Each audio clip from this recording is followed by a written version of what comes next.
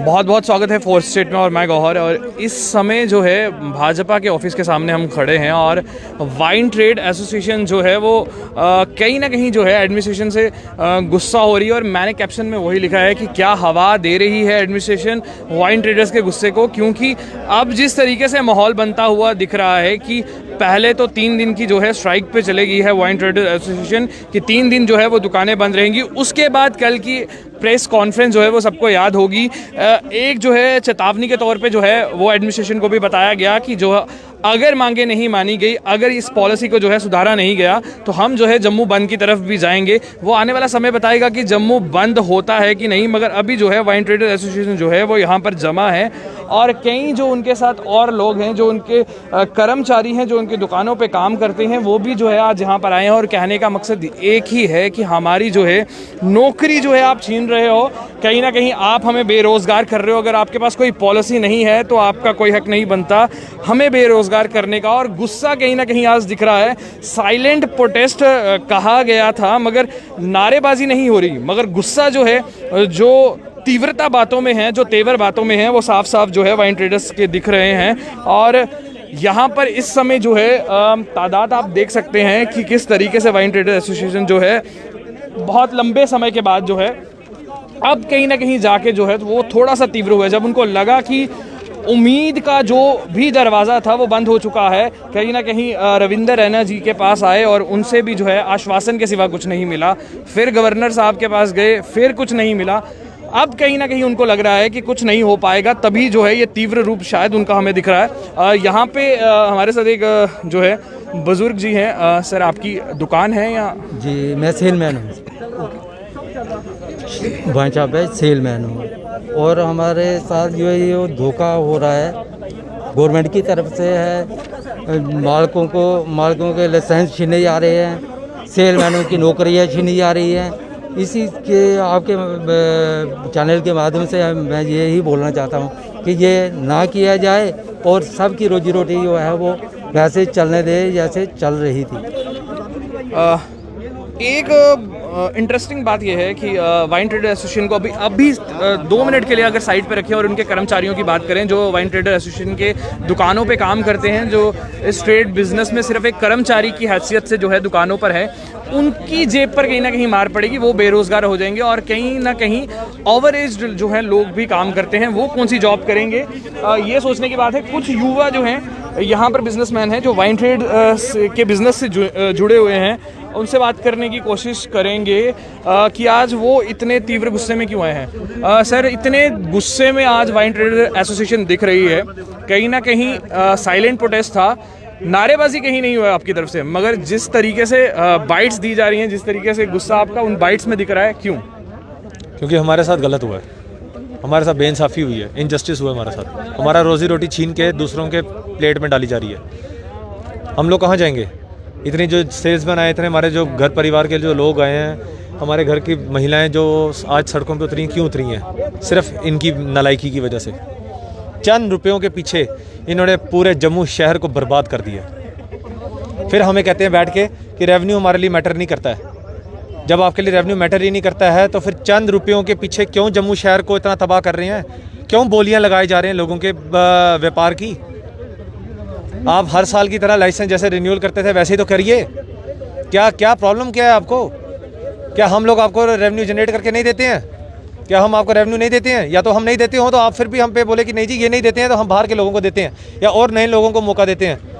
जब हम time to time revenue देते हैं, सब कुछ आपका टाइम टू टाइम सारा इंक्रीमेंट जैसे आप देते हैं, हम उसी तरीके से आपको बना के देते हैं सब कुछ, और उसके बावजूद आज आप हमारे साथ इस तरीके से बेइंसाफ़ी कर रहे हैं। कहीं ना कहीं आपको नहीं लगता जम्मू वाइन ट्रेडर एसोसिएशन की भी गलती है? क्योंकि पुरानी जो गलतियां आप लोगों ने की हैं, कहीं ना कहीं उसका भुगतान करना पड़ा। क्या गलती की है? बताइए मुझे, हमें मैं आपसे पूछना चाहता हूँ क्या क्या गलती की, बताओ। कितने सालों से जो है पुराने बिजनेस वाले जो वाइन ट्रेडर एसोसिएशन में हैं, जो वाइन का बिजनेस करते हैं जम्मू के, वही लोग बिजनेस कर रहे हैं, किसी और को चांस नहीं मिल रहा। अब ये बातें होनी शुरू हुई हैं कि अब जो है और लोगों को चांस मिल रहा है, तभी ये जो पुराने जो है जिनके पास ठेके हैं, जिनके पास लाइसेंस है, अब उनको जो है अब परेशानी होनी शुरू हुई है। मैं अब आपको ना ये चीज़ एक बड़ी अच्छी क्लियर कर देता हूँ। किस वाइन के मेंबर ने ये चीज़ बोली कि किसी को मौका नहीं मिलना चाहिए?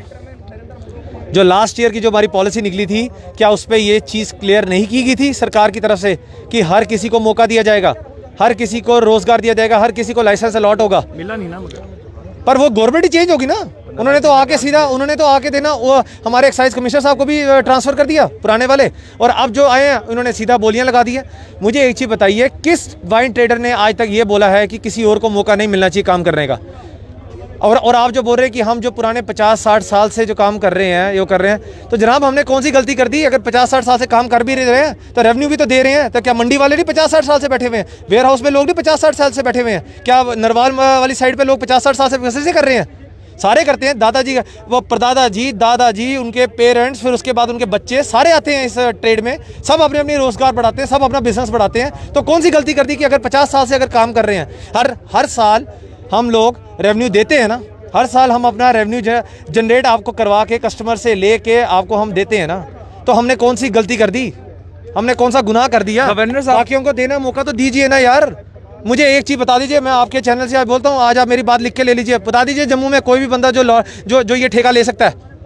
इस जो ये एक्साइज पॉलिसी जो भी निकाली है ना, अगर इस पॉलिसी को मद्देनज़र रखते हुए कोई भी शराब का कोई भी यहाँ पे व्यापार जो नया जिनको लग रहा है कि हमें मौका मिलना चाहिए, तो आप ले लीजिए। बिड आपके लिए खुल चुकी हुई है, डालो 25,000 रुपये जमा करो, 5 लाख रुपये जमा करो, उसके बाद फिर करो आप लोग। फिर उसके बाद आपको ये भी पता लग जाएगा। पॉलिसी पे आपने बात की, कहीं ना कहीं ये भी बोला जा रहा है और चर्चाएं गर्म है इस समय। कह रहे हैं अगर इतने ब्यूरोक्रेसी ने जो है, ब्यूरोक्रेसी इतनी पढ़ी लिखी है, ब्यूरोक्रेसी इतनी एक्सपीरियंस है, अगर उन्होंने कोई पॉलिसी फ्रेम की है तो कुछ सोच समझ के की होगी। आप पॉलिसी के कोई 3 फ्लॉज अगर बताना चाहें तो? सबसे बड़ा फ्लॉस जो मैं आपको बता देता हूँ, 45% का टैक्स हमारे सिर पे लगा दिया हुआ है, और उन्होंने जो भी MRP के ऊपर जो एडिशनल जो हमारी असेसमेंट फ़ीस वगैरह लगती है वो एज इट इज़ लगा दी हुई है, ठीक है। उसके बाद ज़बरदस्ती कोटा थोपा जा रहा है। एक कोटा ये बनाया जा रहा है कि एक दुकानदार जिसका 25,000 की बोतल है और उसको वो 25,000 की बोतल बेचनी ही बेचनी है। इसका मतलब ज़बरदस्ती, मतलब आप मेरे पास आएंगे, मैं आपको बोलूँगा नहीं भाई तूने शराब पीनी है, तू पिएगा शराब। क्यों? क्योंकि मुझे गवर्नमेंट ने ये ऑर्डर दिया हुआ है कि मुझे 25,000 बोतल भेजनी है। मैं गली गली बंदे को पकड़ूंगा और उसके बाद ये बोलूँगा कि भाई तुझे दारू पीनी है। वाइन ट्रेड को बढ़ाने का एक पॉलिसी में, वाइन ट्रेड बढ़ाने का, उसको आगे फैलाने का, ये भी एक पॉलिसी में एक है पॉइंट है। ये कहना चाह रहे हैं 223 वेंड ही दिए गए हैं, उससे ज़्यादा कोई वेंड नहीं इससे बढ़ाए गए हैं। 223 ऑलरेडी एग्जिस्टिंग है, उसी को उन्होंने बढ़ावा दिया हुआ है। लेकिन मैं आपसे बोल रहा हूँ कि अगर किसी वार्ड में अगर 5 दुकानें खुल रही हैं, है ना, 5 में से खुदा ना वास्ता किसी की 3 खुलती हैं, 2 की नहीं खुलती हैं, कोई नहीं दे पाता, कोई नहीं ले पाता है, उसका सारा जो बार होगा ना 2 वाइन शॉपों का, वो भी 3 दुकानदारों के ऊपर आ जाएगा। और उसके बाद जो ज़बरदस्ती जो मैंने आपको बताया, जो एक हमें फ़िक्स कोटा दे दिया हुआ है ना, वो फ़िक्स कोटा हमें किसी भी हालत में पूरा करना ही है। अगर हम नहीं करेंगे तो ETO को पावर दी जाती है कि आए और दुकान बंद कर दें। वो सॉल्वेंसी डिसॉल्व हो जाएगी। गवर्नर साहब के पास आप सब लोग गए थे, हमारे 4-5 लोग गए थे। क्या आश्वासन मिला? गवर्नर साहब ने बोला था कि हम लोग देखेंगे। He is very adamant, he was very adamant at that time. उन्होंने ये बात बोली कि हम देखेंगे। फिर अगर वो देख रहे हैं तो फिर आप प्रोटेस्ट? वो अभी पता नहीं क्यों नहीं देख रहे, किसको देख रहे हैं वो हमें नहीं पता। ये जो पॉलिसी नहीं आई है ये हम लोगों के लिए नहीं है, ये मीडियम क्लास के लिए नहीं है। ये मीडियम क्लास के लिए पॉलिसी नहीं है। मैं आपसे एक सवाल पूछूं छोटा सा, वैसे तो आपका काम है लेकिन चलो मैं आज आपसे पूछ लेता हूँ। आपके नाम पे कितनी प्रॉपर्टी स्टैंड करती है? बता दीजिए। कुछ भी नहीं। कुछ भी नहीं। आप बेड में नहीं बैठ सकते। इससे ज्यादा क्या हो सकता है?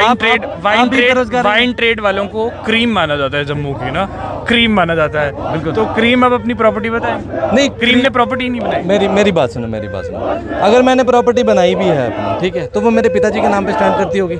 मेरे कोई बाप आज की डेट में ऐसा नहीं है जो अपने बेटे के नाम पे प्रॉपर्टी करेगा। क्यों? आज का जो दौर चल रहा है ना, आज का जो दौर चल रहा है ना, अपने हाथ काट के कोई किसी को नहीं देता। इतना तो खैर आप भी समझते ही हैं, अपने हाथ काट के कोई आगे नहीं देता।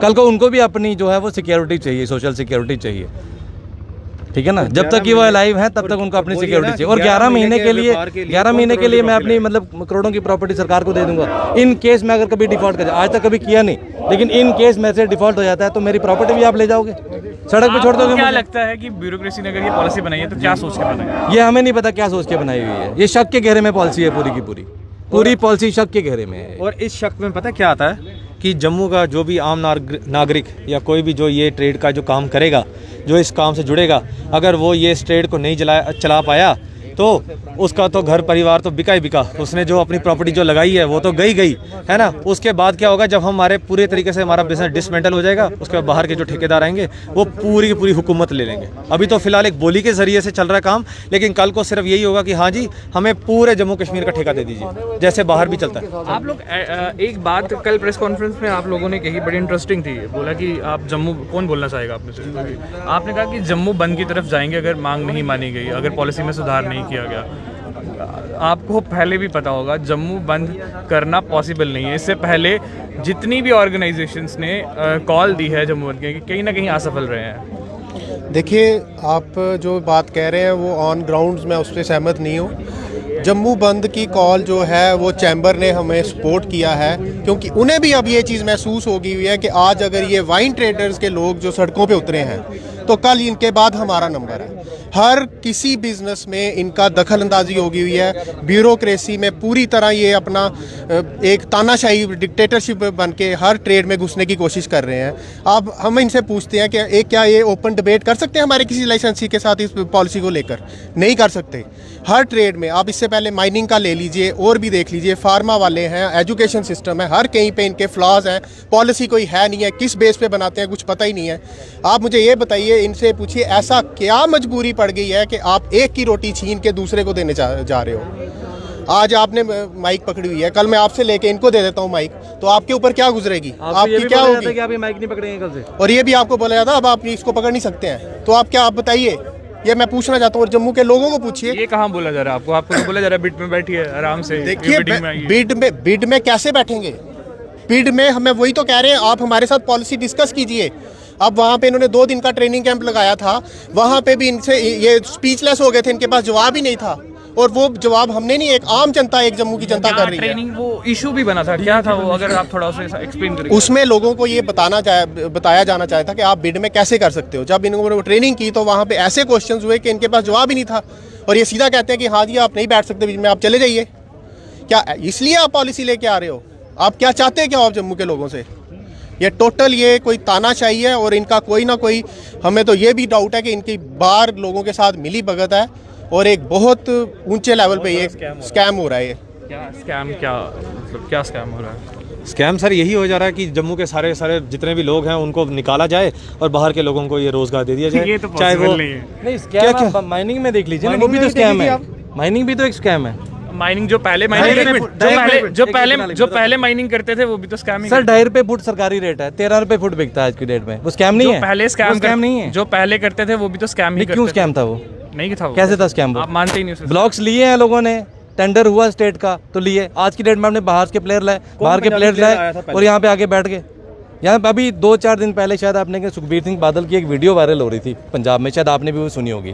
उस वीडियो को एक बार चला देना आप लोग ना, वो क्लियर हो जाएगा सारा कि कौन स्कैमस्टर है और कौन स्कैमस्टर नहीं। और मुझे एक चीज़ बताइए, ये तो आप अगर आपको अगर जम्मू शहर को बताना ही है ना कि ये स्कैम नहीं हो रहा, तो फिर जो इन्होंने चोरी छिपे जो इन्होंने एक बोली सिस्टम जो लगाया हुआ है, कल को मैं बोली देता हूँ, ये बोली देता हूँ, हमें क्या गारंटी है कि जो हम बोली लगा रहे हैं कि वही वाला उधर हमारा रिकॉर्ड जा रहा है?